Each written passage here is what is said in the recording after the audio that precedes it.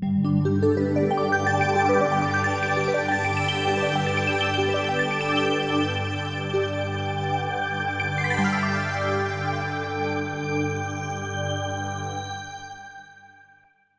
is Marshall, and I'm on with Lana from Tucson, Arizona, and Lana has a YouTube channel, Just Us Tucson. And she has been making many excellent observation videos dating back to December of 2016. We're going to show you 7 of them, and I want to thank you for coming on, Lana, and of being wonderful help in getting this produced. Thank you, Marshall. It's a pleasure and an honor to be interviewed by you. And I've enjoyed our time going over all this. It's very exciting and interesting, and I'm just very excited to be here. Well, I'm glad you are. I've also enjoyed meeting your family, and this is going to be a very interesting series of observation videos for my viewers out there. So now what we're going to do is let's start with December 6th of 2016. Mm-hmm. Please describe to the viewers out there why you shot this video. Well, I have been studying chemtrails for the past 14 years. I saw a lot of chemtrails, and I stopped when I got to the store and decided to take a video of it, and then I saw this object and decided to move my camera around to see if it was a lens flare or if it was really there. And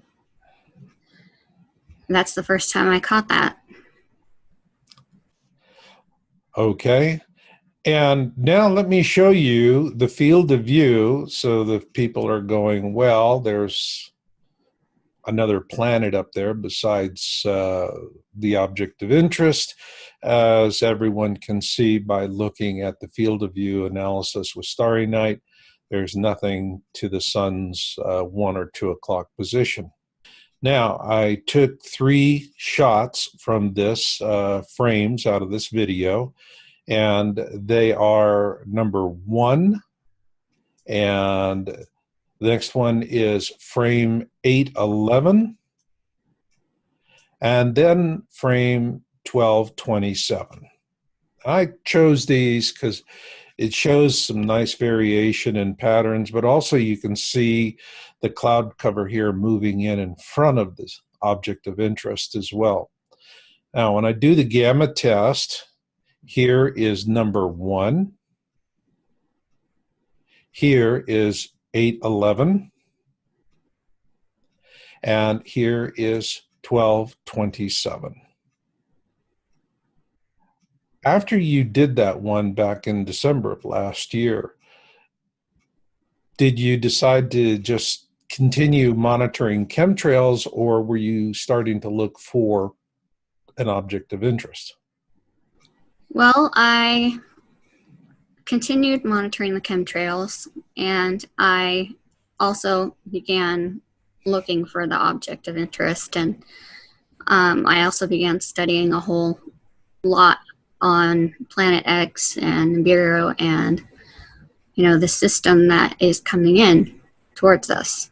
So it just kind of became a hobby of mine to go out and try to get a shot whenever I could, whenever it was a good time. Let's move forward to January of this year on the 19th. So here we are on January 19th at 5:30 p.m. Mountain. Tell us about this. Well, once again, there were chemtrails, and I decided to take another look at the sun and see if the object was still there. All right.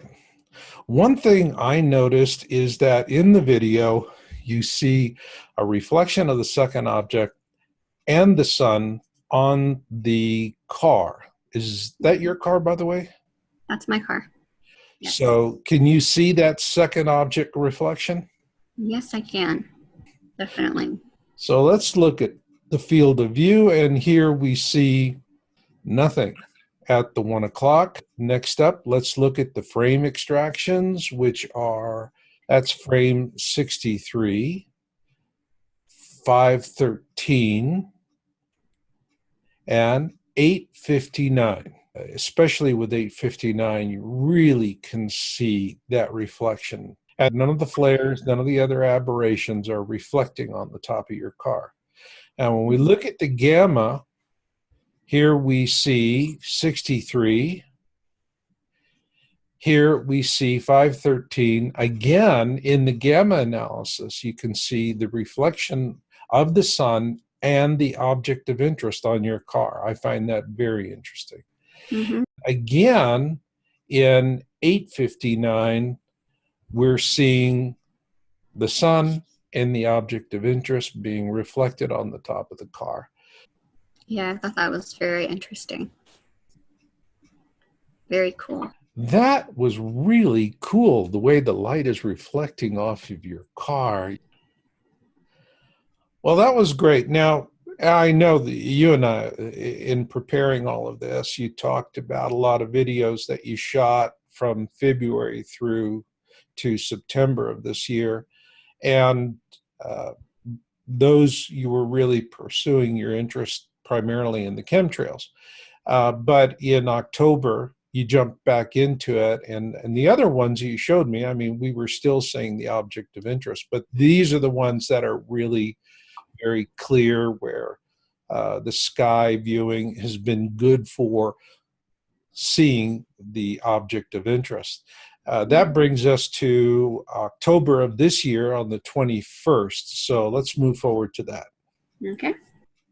This video on October 21 was curious for me because you did this at 10:30 in the morning.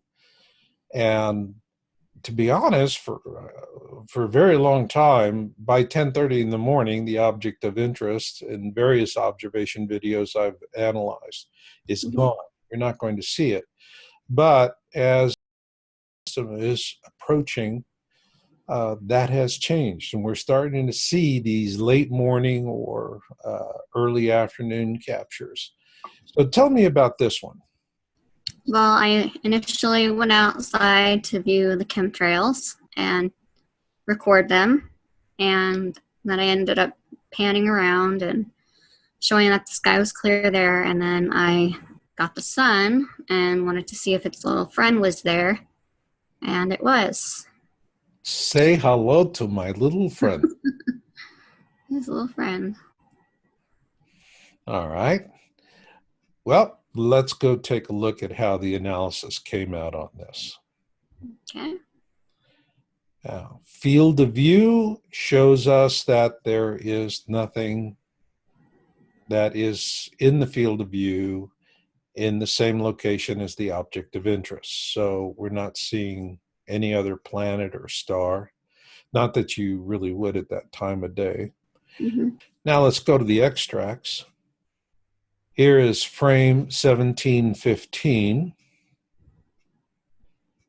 then 2331, and 3277. Let's see how the gamma analysis comes out. Here, 1715, 2331.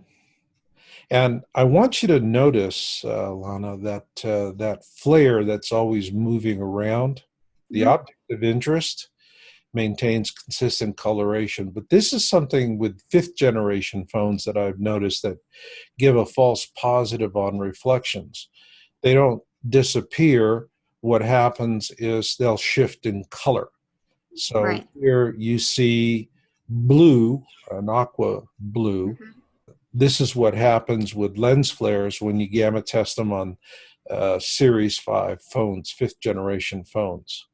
Here we have the last one in this series, and that's 3277.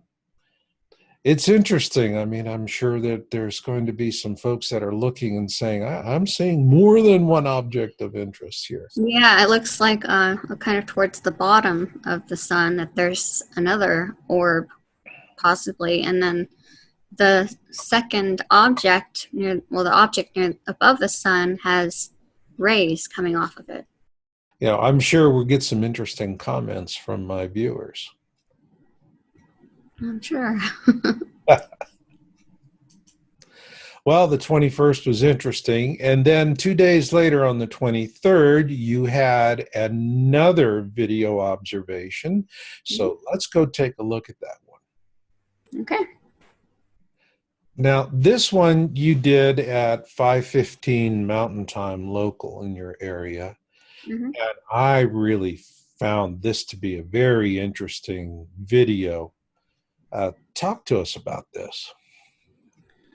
Well, I was going for a walk with my son, and I always have my phone with me, and I found a good position and decided to take a shot. And I noticed that the second object had its own rays, and that's really the first time I really noticed it.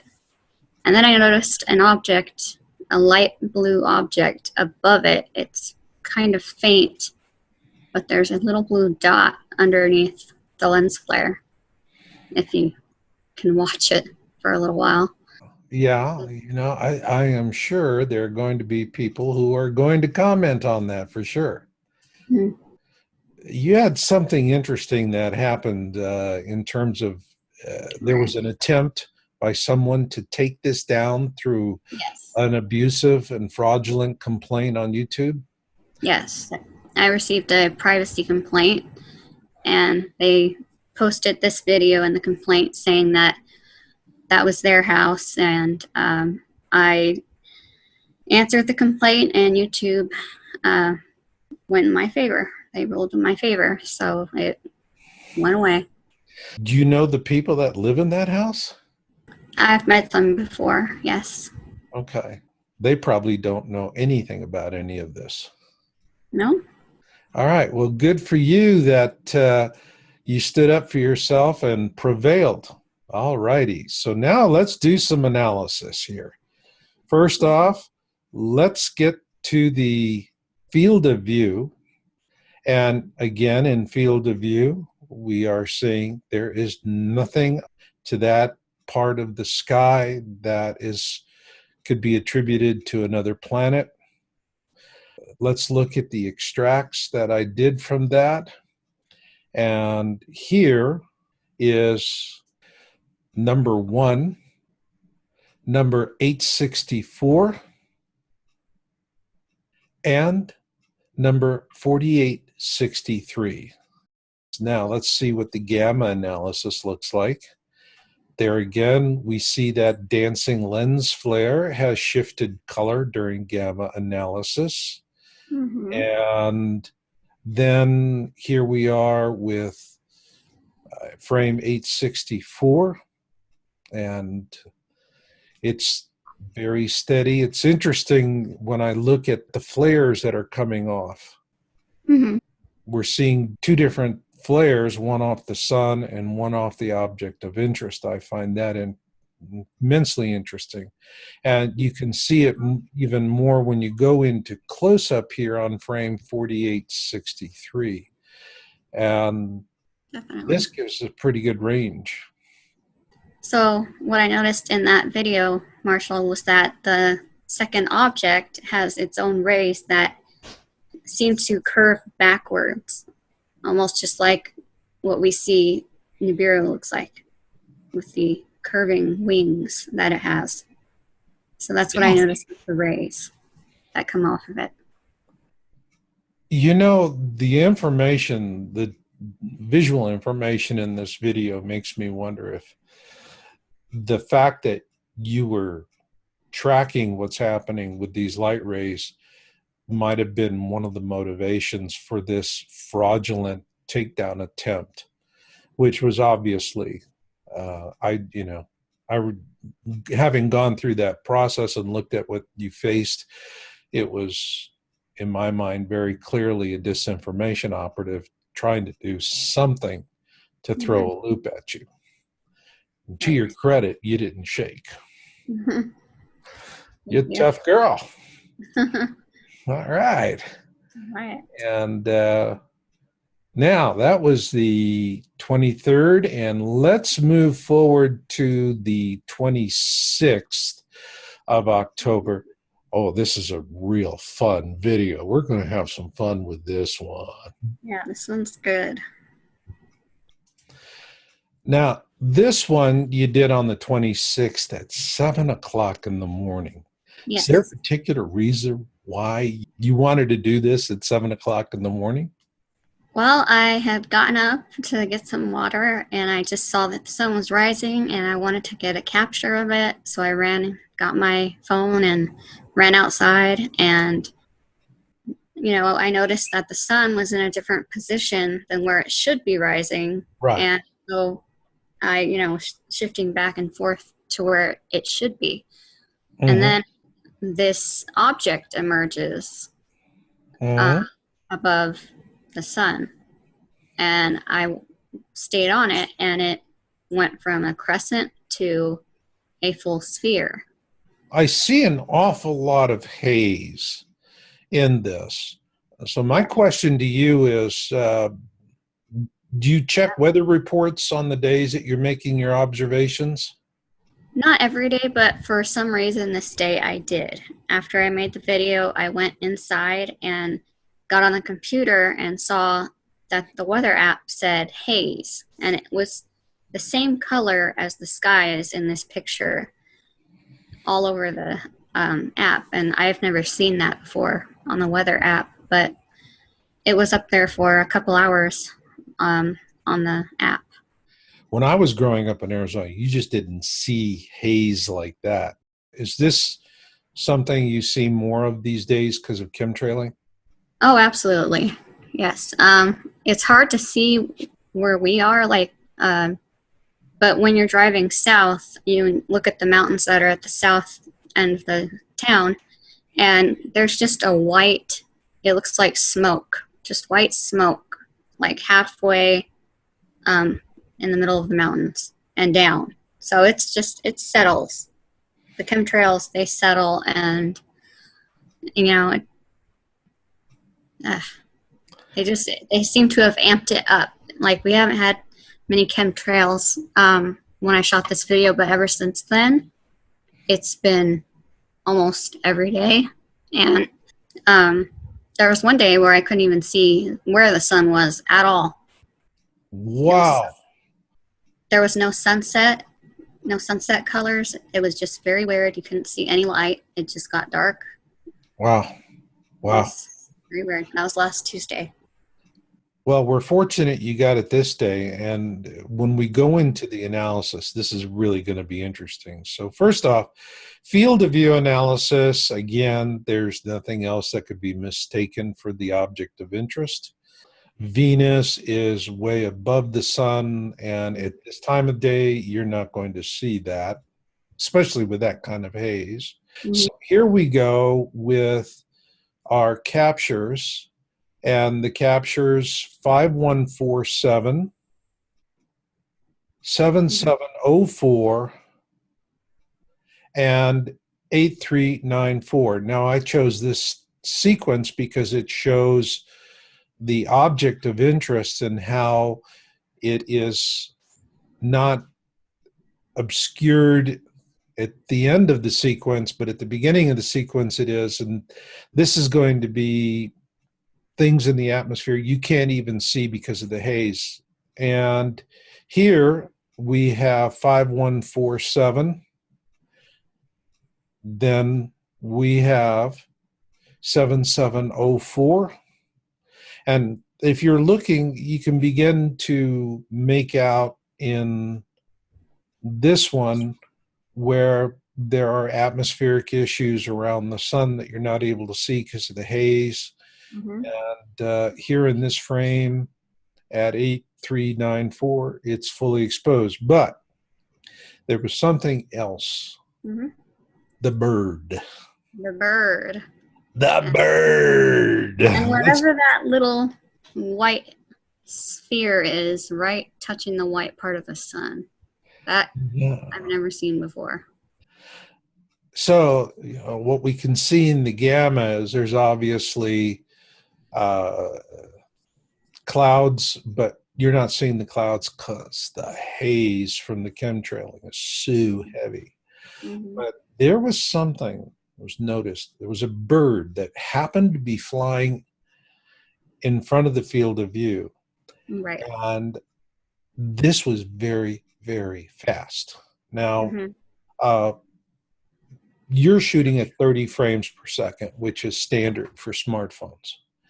And this 3-frame sequence is literally 3 adjacent frames. Each of these represent 1/30th of a second. That's how fast this bird is flying. Here we are where the bird is approaching from the right, going to the left, and this is frame 2394. Then in the next frame, 2395, it is passing just in front of the sun, and the wing is up in the beat. That was fortunate.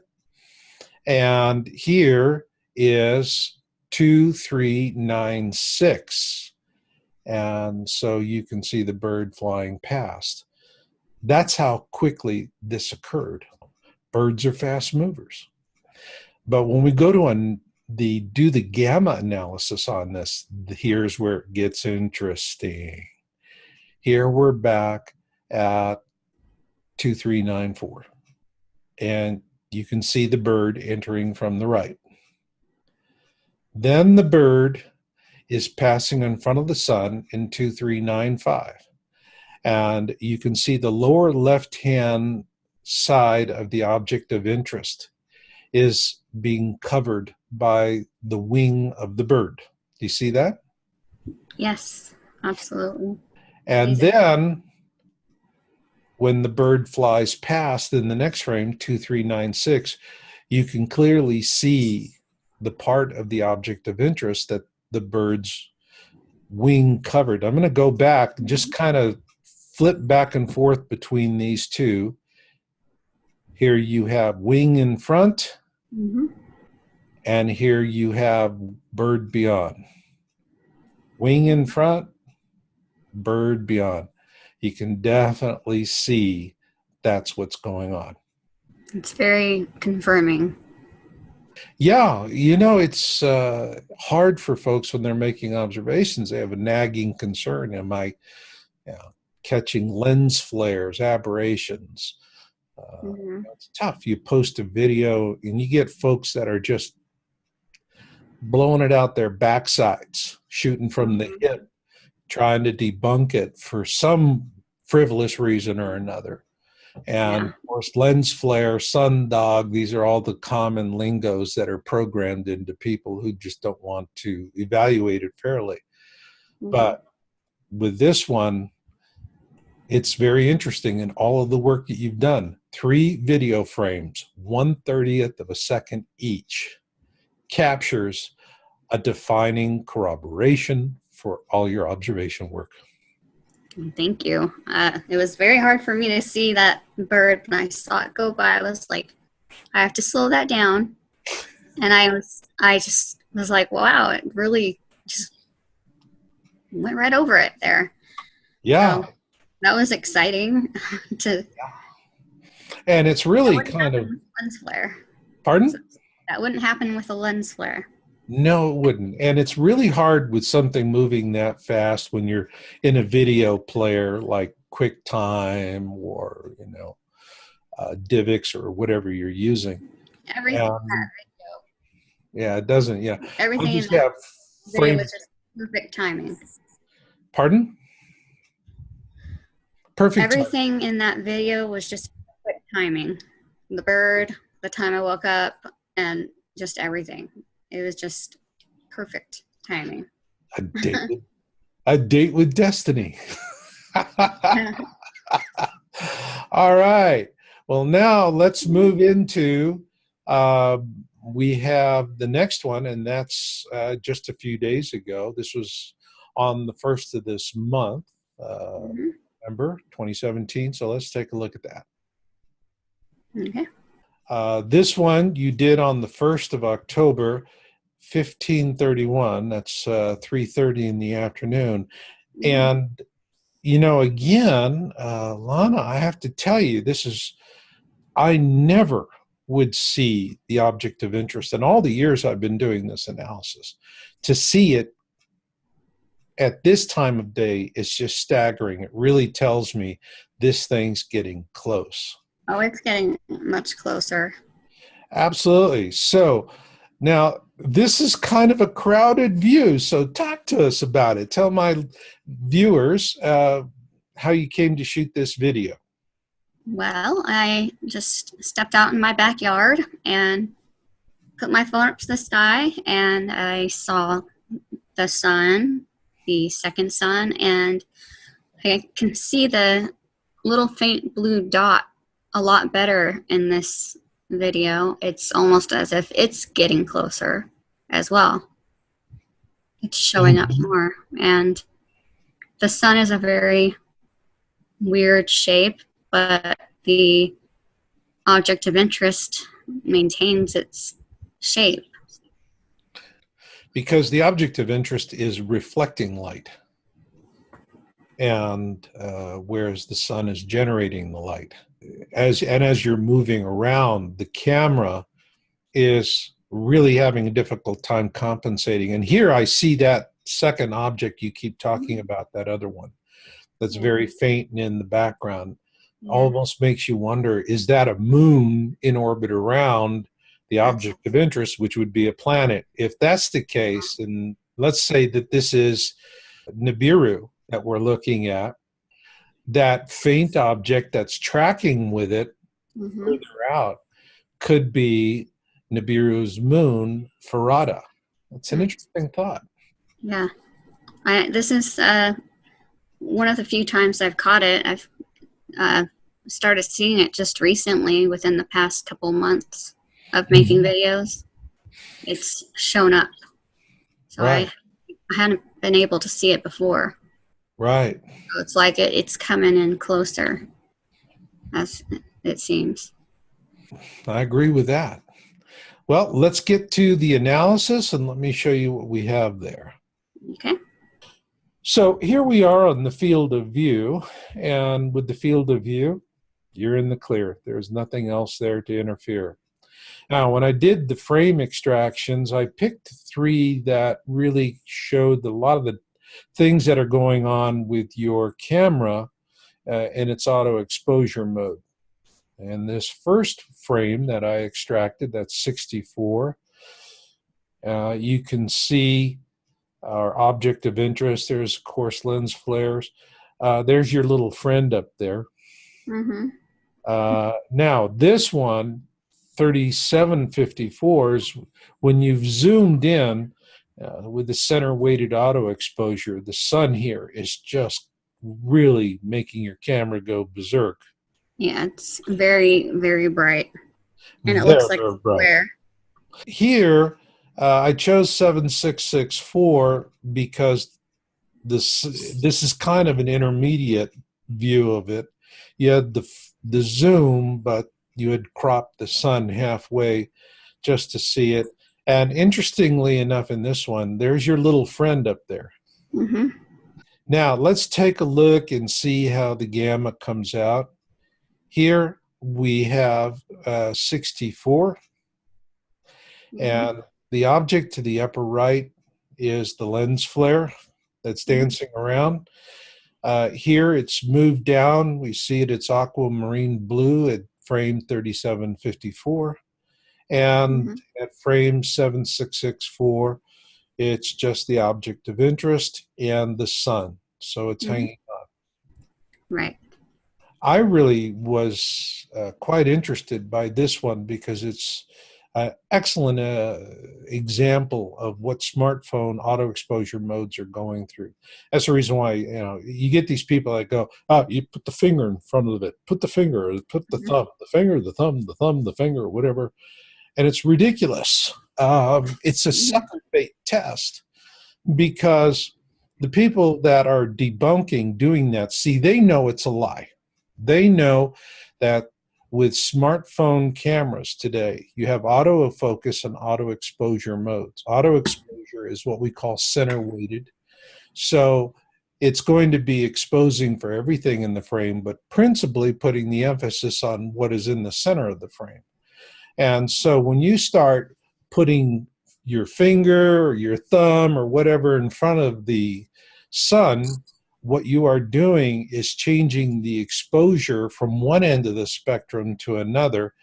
And that's the reason why an object of interest will disappear when somebody's doing this test, is that it is disappearing because it's the auto exposure mode in the camera that's changing light values, and it's a whole different exposure setting.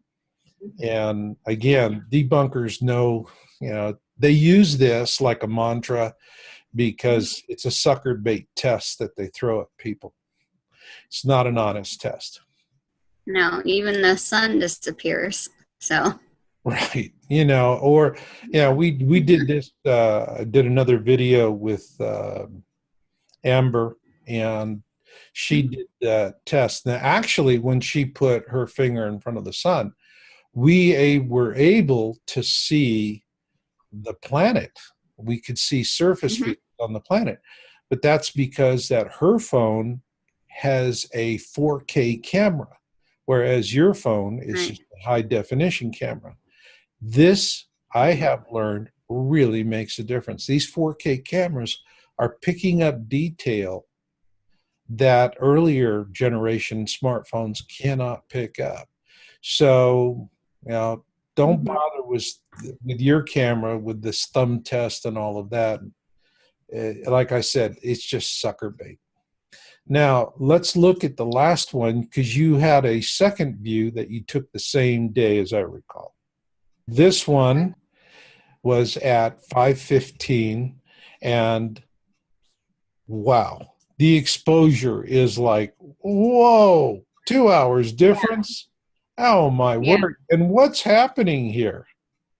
Well, I was going for a walk with my son, and I was trying to get a capture of the sun before it set, and I found a spot in between two houses where it was just coming through, and I stood across the street and captured it.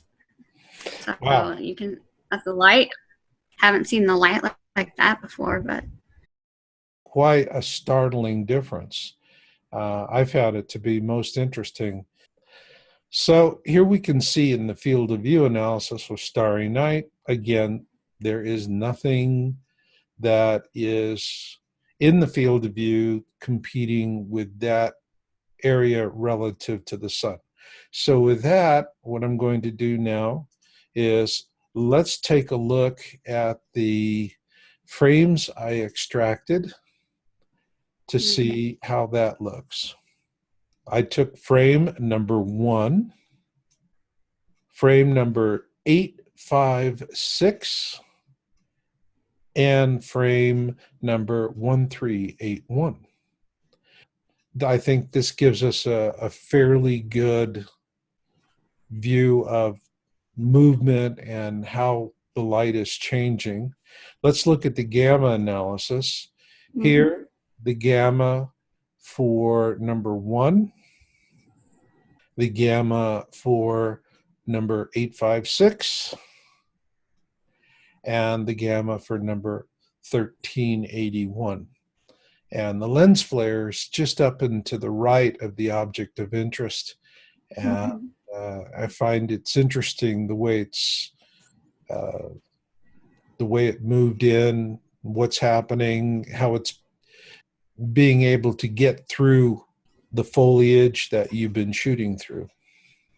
Well, yeah, it's just like how the sun comes through the trees. The sunlight comes through the trees, and the second sun's sunlight comes through the trees.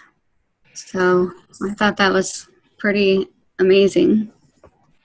Yeah, that you caught it going through. And again, it's another situation where you have this really dramatic coloration. That's what I find interesting with all of these 7 videos that we're doing, Lana, is the sky, color, the conditions, time of day, 7 different ways You know, it's not where any of them are the same, whether it's with haze, without haze, morning, afternoon.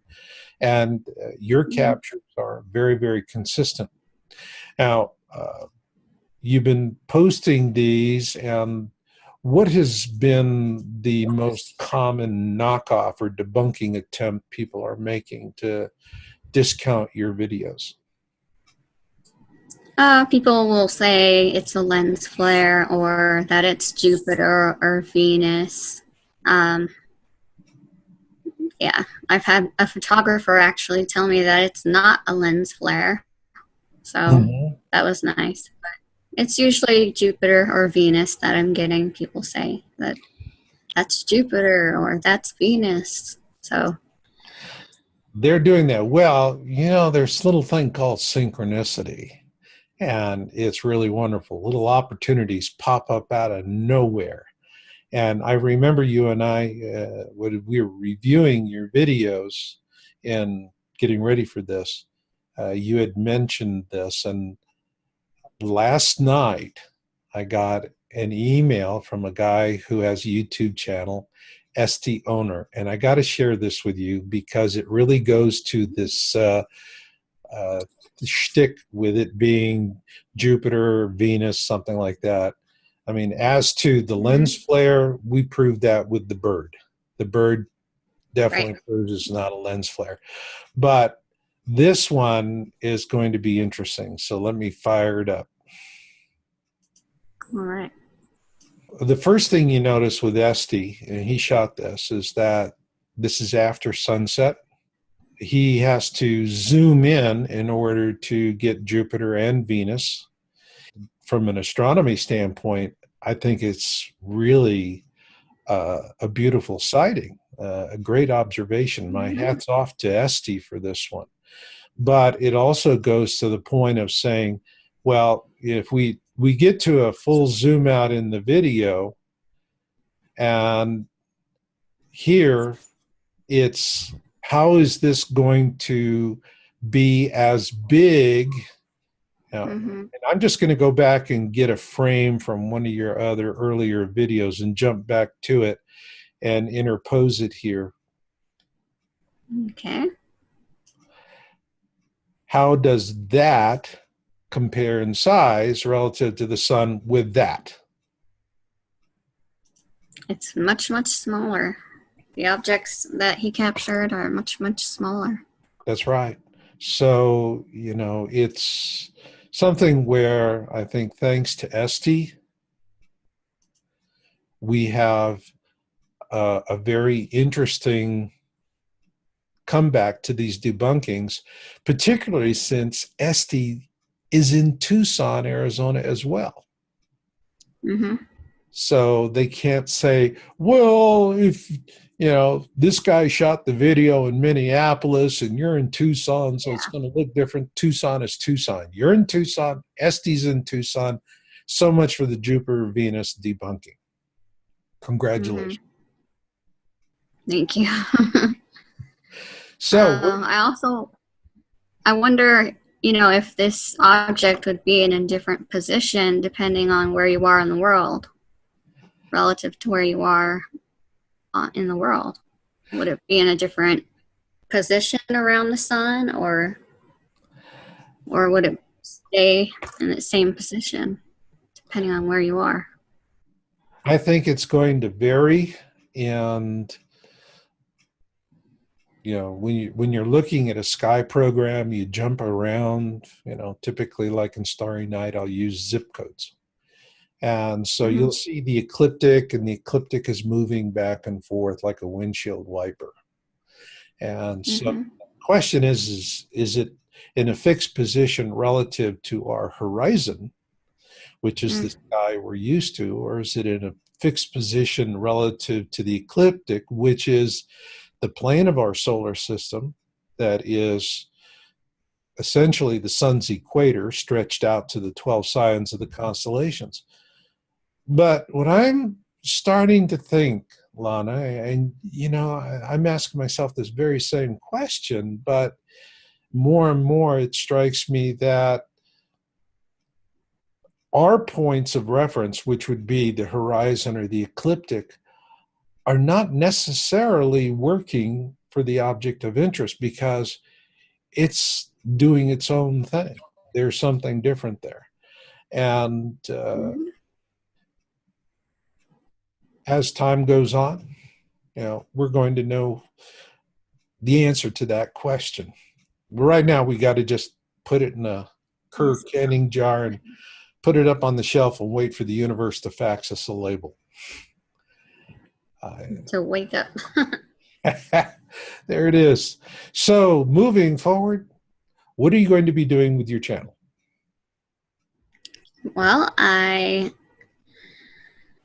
am going to keep on making videos, whether it be about chemtrails or the sun and the second sun, or whatever else I can see. I've tried getting captures of the moon. I've got a few videos of the moon, but primary focus for the channel is definitely Nibiru, Wormwood, the second sun, just tracking it and videotaping it as much as I can, and in different locations. Just trying to get it in different locations around town. Well, I really am glad to see you doing the work you're doing. I love the integrity that you bring to this. You're an honest person, honestly seeking the truth and sharing it with others. And so to the viewers on my channel, please, the link is down in the description area. Go visit her channel, do subscribe, and let's support this young lady who's doing a really good job. And I hope to have you back on again. Well, thank you very much, Marshall. I had a great time, and I'll keep working on those videos, and maybe we can talk about some more. All right. Excellent.